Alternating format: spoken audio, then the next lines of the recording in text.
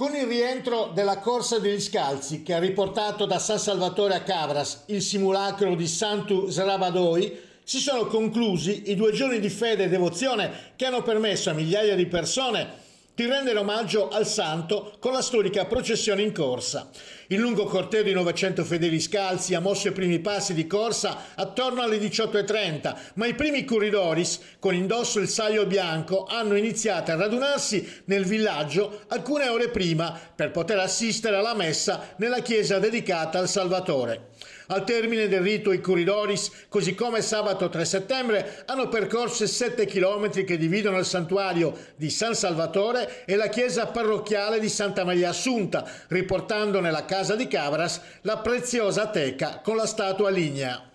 Fin dalle prime ore della mattina, il piccolo borgo campestre di San Salvatore è stato animato da turisti e fedeli, accorsi per assistere e partecipare alle 10:30 alla solenne processione lungo le strade di San Salvatore di Sinis, accompagnata dalla fisarmonica di Giuseppe Pintus e da Is Cantadores di Cabras, e successivamente alla messa presieduta dal parroco Monsignor Giuseppe Sanna e da Don Michel Luisi.